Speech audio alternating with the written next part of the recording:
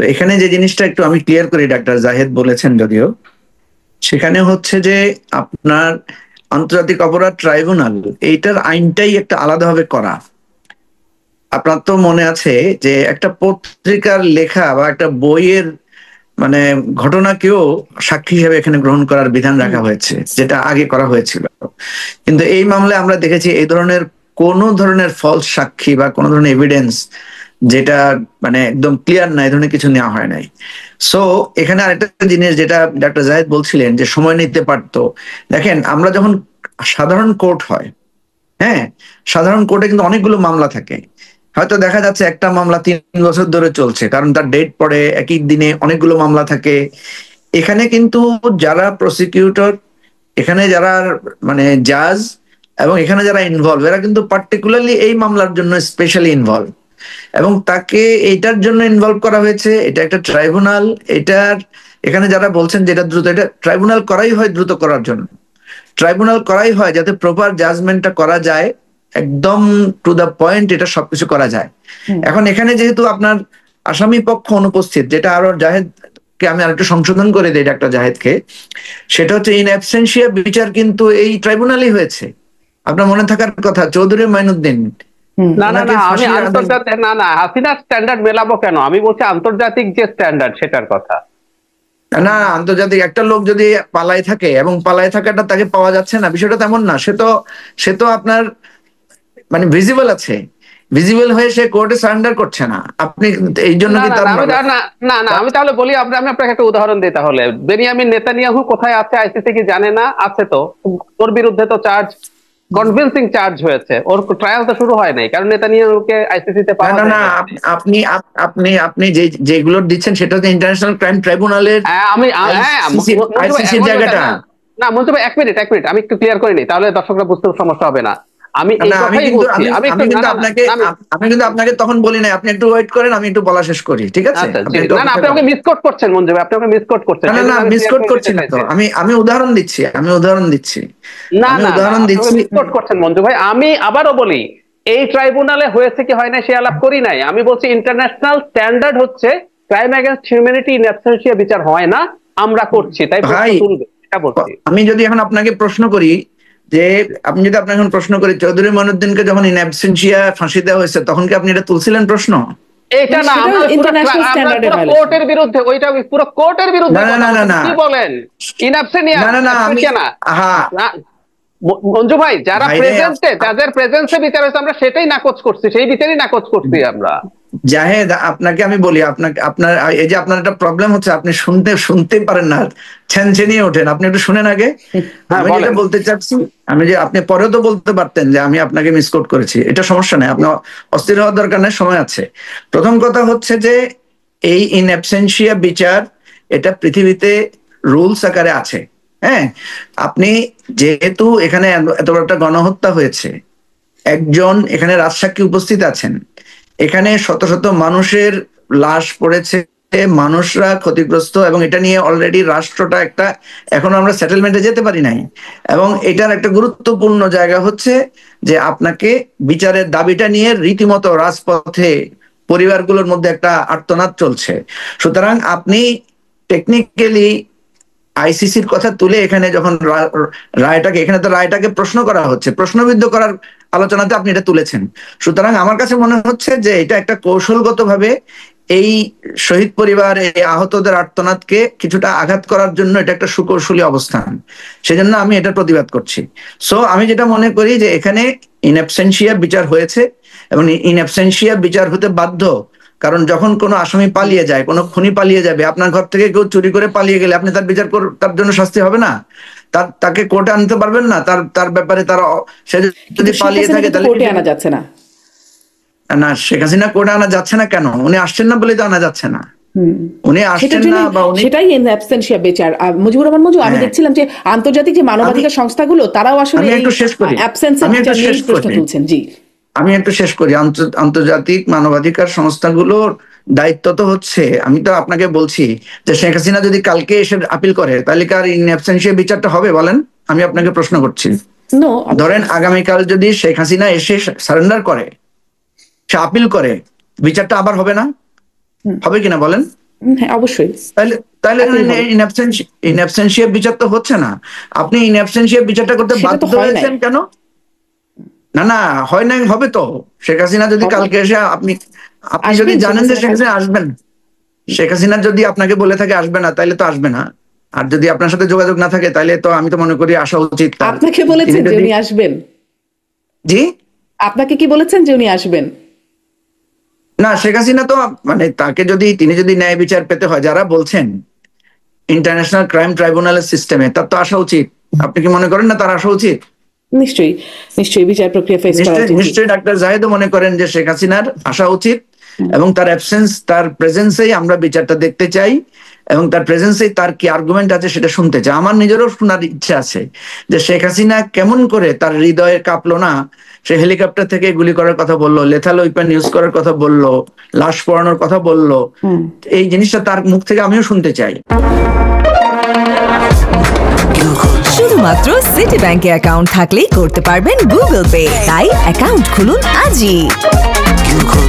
কিন্তু সেই শোনার যে ইচ্ছাটা আছে, আমাদের যে শোনার যে ইচ্ছাটা আছে যে আসলে কেমন করে হলো বা তার ডিফেন্সে তিনি কি বলতে চান, সেটিকেও তো খুব শক্ত করে সেই ইচ্ছাটার জন্য তো আদালতের প্রক্রিয়াটা কি হলো। কারণ জেনাই খান পান্না তিনি লড়তে চেয়েছিলেন শেখ হাসিনার মামলায়, যিনি আসলে শেখ হাসিনার পক্ষে কথা বললে পরিচিত মুখ, তাকে তো দেওয়া হলো না। দাঁড়ানো নাম না জানা, মুখ না চেনা এমন একজন ব্যক্তি দাঁড়ালেন ডিফেন্স।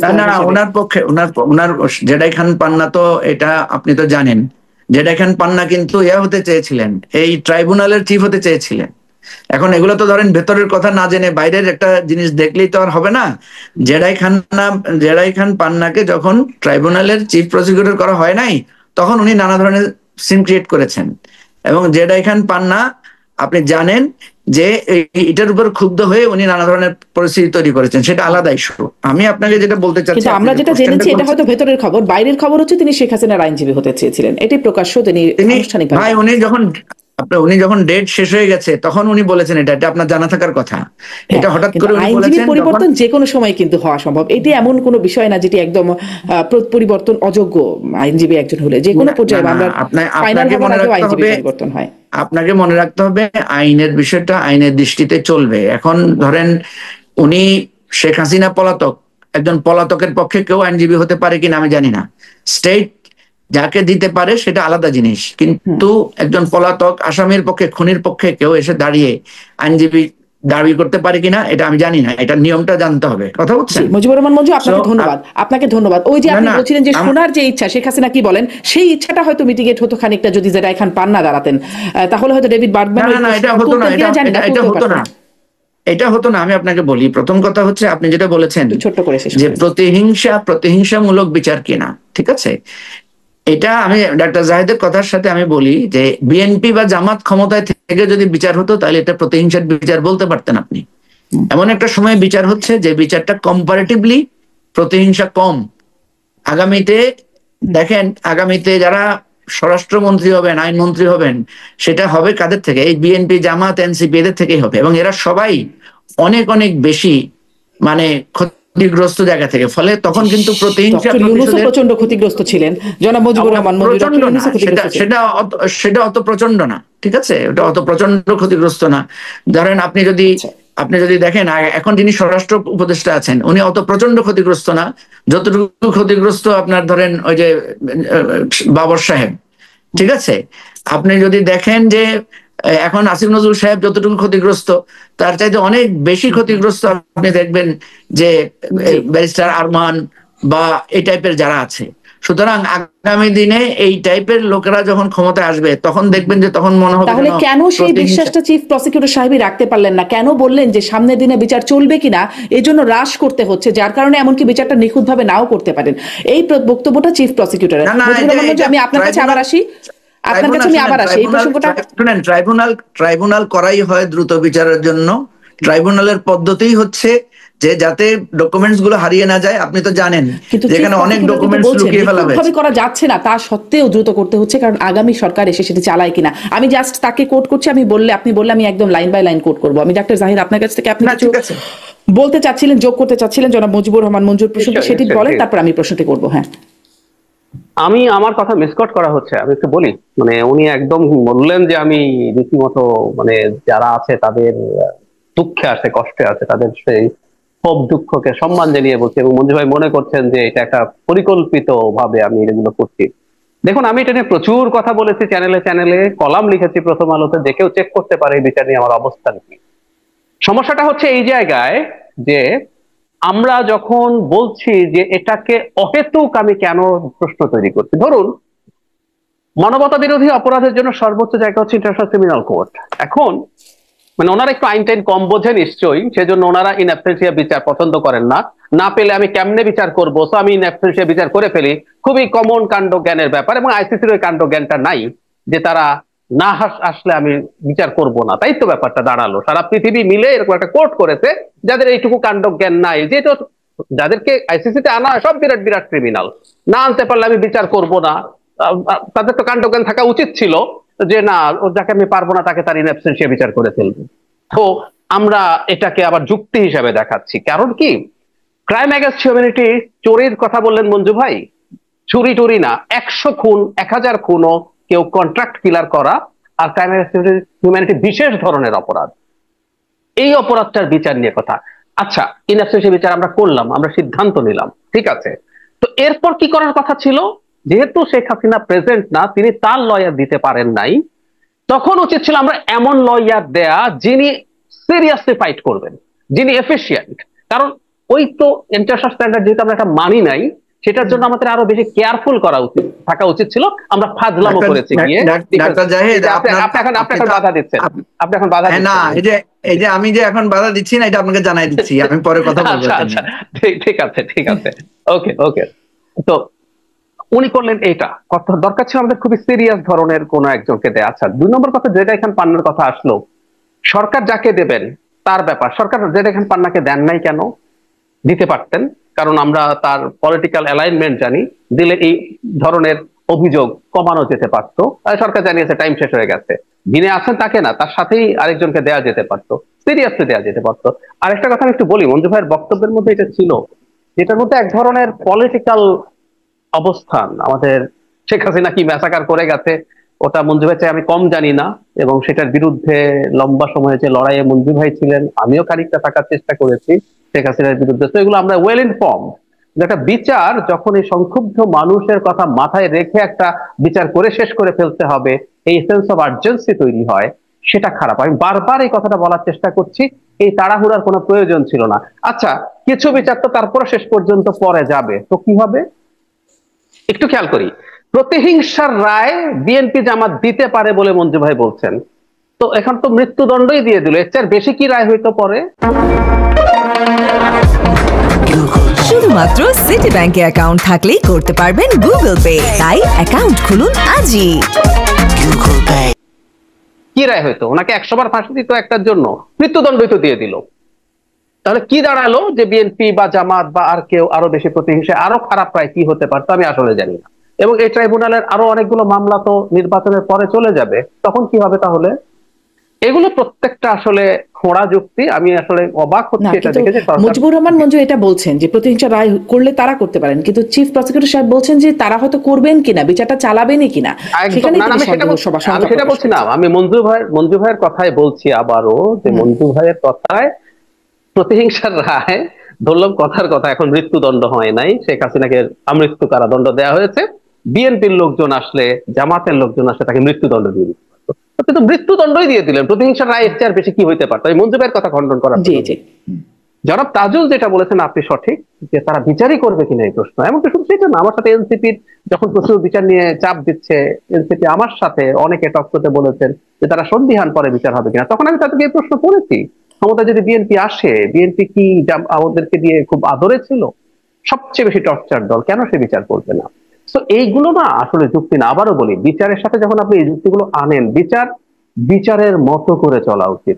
এখানের মধ্যে কেউ আহত নিহতরা দ্রুত রায় চায় কিনা, পরে বিচার হবে কি হবে না, এগুলোকে যখন যুক্তি হিসাবে আনা হয়, প্রবলেম হয়। এই জন্য বলছি যে অ্যামনেস্টি ইন্টারন্যাশনাল, অবশ্য আমাদের অনেকের এখন অ্যামনেস্টি ভালো লাগবে না, আমরা একসময় অ্যামনেস্টি আর হিউম্যান রাইটস ওয়াচ নিয়ে প্রচুর কথাবার্তা বলতাম, ঠিক আছে, ডোবানোর জন্য।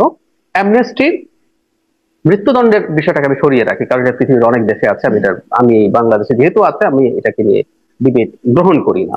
ইন অ্যাবসেন্সিয়া বিচারের কথা বলেছে এমনেস্টি, ঠিক একই জিনিস লিখেছে যে এখানে ডিফেন্স লয়ার অত্যন্ত দায়সারা ভাবে এটা করেছেন। আমি এটাকেই তুলতে চাইছি। আমি এটুকু বলে শেষ করি মন্ত্রী ভাই, আমার বক্তব্যটা হচ্ছে যেহেতু আমরা ইন্টারন্যাশনাল একটা স্ট্যান্ডার্ড মেনটেন করছি না, আপনি যতই কাণ্ড জ্ঞানের যুক্তি দেন, ইন্টারন্যাশনালি এটা একসেপ্টেড না ক্রাইম এগেইনস্ট হিউম্যানিটির মতো কোনো অপরাধের বিচার ইন অ্যাবসেন্সিয়া হতে পারে।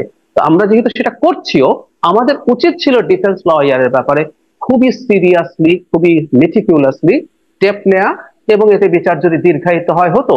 শেখ হাসিনার সময় যেহেতু আগের আইসিটিতে তারা কাস্টাডিতে ছিলেন, তারা ফাইট করেছেন, তাদের রায় হতে 2.5 বছর লেগেছে। আমাদের যদি মানে গ্রস অ্যাভারেজ প্রাথমিক রায় হতে আমাদের 2-2.5 বছর 3 বছর লাগলে কি ক্ষতি হয়ে যেত? যেহেতু তাদের সাক্ষী ছিল না, তারা ফাইট করেনি, কিন্তু ডিফেন্স লয়ার যদি আরেকটু ফাইট করতো, এতে যদি আরেকটু বেশি সময় লাগতো, তাহলে আমরা এই বদনাম গুলো থেকে এখন বাঁচতাম, এটা বলতে চেয়েছি। জি, ডাক্তার জাহিদ স্পষ্ট। জনাব মুজিবুর রহমান মঞ্জু, আপনি আবার কিছু মাঝখানে বলার জন্য বলছেন, আমি একটা প্রশ্ন করি, তারপরে আপনি একসাথে মিলেই বলেন। আপনি প্রশ্নটা পরে করেন, নাহলে ভুলে যাব। আচ্ছা, শেষ করেন। প্রথম কথা হচ্ছে ডাক্তার জাহিদ নিজেও অনেকগুলো মিসকোট করেছেন। যাই হোক, প্রথম কথা হচ্ছে যে অবশ্যই ডাক্তার জাহিদের তাড়াহুড়ার দরকার ছিল না। 3-4 বছর হলে ওনার সমস্যা ছিল না, কিন্তু যারা ভাই হারিয়েছেন, বোন হারিয়েছেন, আমাদের গায়ে যাদের গুলির দাগ আছে, আমরা যারা দিনের পর দিন জেলখানায় কাটিয়েছি, আমাদের বিচারটা আমাদের দেখা দরকার ছিল। এটা জাহিদের সাথে আমাদের মিলবে না, এটাই স্বাভাবিক। ঠিক আছে, শেখ হাসিনা যেরকম চান যে তার কোনো দোষ নাই, তাহলে তো 5ই আগস্টের পর দিলে এই বিচারটা মানে সাথে সাথে যদি একটা রায় হতো বা একটা বিচার বলে দেওয়া হতো, কারণ তখন এই বিষয়গুলো জলজ্যান্তই ছিল যে এতগুলো মানুষ চোখের সামনে মারা গেছে, তাহলে তো আরো বেশি আপনাদের মানে সবার ভুক্তভোগী যারা আছে তাদের সবার আরো বেশি মানে সন্তোষ হতো। তো হয়েছে তো। আপনি যখন শেখ হাসিনাকে গণভবনে ঘেরাও করেছিল, মানুষ কেন ঘেরাও করেছিল? রায় কার্যকর করার জন্য তো ঘেরাও করেছিল। শারমিন, আপনি এটা বুঝবেন না, আপনি যেহেতু ছিলেন না, আপনার গায়ে যেহেতু আঘাত লাগে না, আপনি সেই দুঃখটা বুঝবেন না। আপনি বলেন, জাহিদ কি এখন বলবে যে গণভবন আক্রমণ করা সঠিক হয় নাই, এটা আন্তর্জাতিক স্ট্যান্ডার্ডে হয় নাই? জাহিদ কি সেটা বলছেন? কখনো বলবেন? সেটা তো আসলে আদালতের বাইরে, সেটা তো আদালত। না, আপনারা এই যে নানা ধরনের ঘোরপ্যাচ দিচ্ছেন না আপনারা, এটা আপনারা দিতেই থাকবেন। এটা আপনারা ঘোরপ্যাচ দিবেন। জাহিদ, আমাকে একটু বলতে দেন প্লিজ। বলেন। আমি এই জন্য বলছি, আপনার সাথে আমার কখনো মিলবে না। ওই যে বলছে না যে আপনার সাথে কখনো মিলবে না, আপনি পত্রিকায় কলাম লিখেই আপনার দায় সেরেছেন। ঠিক আছে, সুতরাং এটা মনে রাখতে হবে যে ক্ষতি হয়েছে, যে হারিয়েছে, যে সেদিন নেমে আপনার গণভবন ঘেরাও করতে গিয়েছে, তার সাথে শারমিন বা ডাক্তার জাহিদের কখনো মিল হবে না। সুতরাং এটা আপনি যে বলছেন শারমিন যে ওই দিনই করা দরকার ছিল, হ্যাঁ ওই দিন করেছে তো। ওই দিনই তো মানুষ সব জায়গায় ঘেরাও করে ফ্যাসিবাদের প্রত্যেকটা জায়গা আঘাত করেছে মানুষ। আমরা যারা জেলে ছিলাম, বেশিরভাগ লোক আমরা জেলে ছিলাম, কিন্তু সাধারণ মানুষ নেমে এসেছে। কিন্তু আপনাকে বুঝতে হবে, এটা গণ অভ্যুত্থান, এটা গণহত্যার প্রতিবাদে, গণহত্যার রায়ে। আপনার কি মনে নাই এই যে আপনি 25শে মার্চের গণহত্যার বিরুদ্ধে মানুষ যুদ্ধে নেমেছে? আপনাকে এটা বুঝতে হবে। আপনারা সাধারণভাবে বিষয়টাকে দেখছেন, এটা হচ্ছে সংকট। আপনারা আওয়ামী লীগকে একটা সাধারণ পরাজয় হিসেবে দেখছেন। এটা সাধারণ পরাজয় না, এটা হচ্ছে একেবারে একটা জাজ্জল্যমান গণহত্যা, যার কারণে এখানে যার কারণে শুনেন, আমাকে বলতে দেন, আমাকে বলতে দেন। সেটা হচ্ছে যে এটা হচ্ছে একটা গণ অভ্যুত্থান, এবং এটার ভিত্তিতেই একটা আপনার ট্রাইব্যুনাল হয়েছে, এবং ট্রাইব্যুনালের দায়িত্বই ছিল যে যেহেতু জাজ্জল্যমান প্রমাণগুলো আছে এটা করা। এখন যেটা আসেন, ডাক্তার জাহিদ যেটা বলছেন এন অ্যাবসেন্সিয়া বিচার হবে না, বিশ্বখ্যাত আইনজীবী, তো বিশ্বখ্যাত আইনজীবী আনেন আপনি, এখানে তো রাখাই আছে, প্রভিশনে রাখা আছে, আপনি ইন্টারন্যাশনাল লয়ার আনতে পারবেন। আপনি শেখ হাসিনাকে কালকে হাজির করেন, শেখ হাসিনা, আসাদুজ্জামান কামাল কালকে এসে আত্মসমর্পণ করে পৃথিবীর শ্রেষ্ঠ আইনজীবীদেরকে নিয়ে এসে ডিফেন্স করুক, অসুবিধাটা কোথায়? আমি তো কোনো অসুবিধা দেখছি না। এখানে কোনো অ্যামনেস্টিরও আর কোনো মানে থাকার কথা না। অ্যামনেস্টি প্রয়োজন, নিজেও তারা এখানে আইনজীবী দেখ, সেটার সাথে তো কোনো কথা নাই। কথা হচ্ছে আমি যে কথাটা বলেছি যে আপনার যে প্রশ্নটা উঠছে যে পরবর্তী সরকার বিচারটা কিভাবে করবে, কারণ এই সরকারের এটা ছিল একটা আপনার বলা যায় যে এটা দায়িত্ব তার, যে এতগুলো গণহত্যার, এতগুলো রক্তের মধ্যে দিয়ে সে এসেছে, এটার একটা প্রপার বিচার করবে। আমি তো আপনাকে প্রথমেই বলেছি, এটা যেহেতু রাজনৈতিক বিষয়, এখানে বিচার নিয়ে প্রশ্ন থাকবেই। আপনি চুল চেরা নানা ধরনের প্রবলেম তুলবেই। আপনি একজন আইনজীবী হেসেছে, এটাও একটা কারণ হিসেবে তুলবেই। যারা এই বিচারকে প্রশ্নবিদ্ধ করতে চাইবে, যারা এই বিচারটা আদতে মন থেকে শেখ হাসিনার ফ্যাসিবাদকে যারা মানে চায় যে সে আশ্রয় প্রশ্রয় থাকুক, তারা কোনো না কোনো ভাবে এটাকে প্রশ্নবিদ্ধ করবে। আমার কথা হচ্ছে যে এখানে যতগুলো ডকুমেন্টারি এভিডেন্স এসেছে, সেই এভিডেন্সের আলোকে এটা পরিষ্কার যে শেখ হাসিনা এই গণহত্যার নায়িকা এবং তিনি এটা করেছেন। আর যারা প্রশ্নবিদ্ধ করতে চাইবে ওরা করতে চাইবেই, এরা করবেই। সুতরাং এটাতে কিছু আসে যায় না। কেন তাহলে ডেভিড বার্গম্যানরা প্রশ্নবিদ্ধ করছেন? মানে সেই প্রশ্নটা আছে, তারা কি মানে এটি চান ফ্যাসিবাদকে কোনোভাবে প্রমোট করার জন্য? আপনি প্রশ্ন করছেন জনাব মুজিবুর রহমান মঞ্জু, আপনি প্রশ্ন করছিলেন যে গণঅভ্যুত্থান কি ছেলে মারা যায় নাই, ডেভিড বার্গম্যানের তো রক্ত পড়ে নাই, ডেভিড বার্গম্যানকে তো আত্মীয় হারায় নাই, ডেভিড বার্গম্যানের তো এখানে রক্ত ঝরে নাই। খুনের বদলে খুন, এরকম যে একটা প্রিন্সিপাল, সেটাই প্রচলিত হবে। যার মানে যে খুনের শিকার হয়েছে তার পরিবার, সে তো সাথে সাথে কি আরেকজনকে মেরে ফেলবে, যে তার বাবাকে বা মাকে বা তার বোনকে স্ত্রীকে খুন করেছে, সেই খুনিকে সাথে সাথে খুনে। তখনই তো আসলে স্ট্যান্ডার্ডের প্রশ্ন আসছে। গণ অভ্যুত্থানে তো স্ট্যান্ডার্ডের প্রশ্ন আসে না।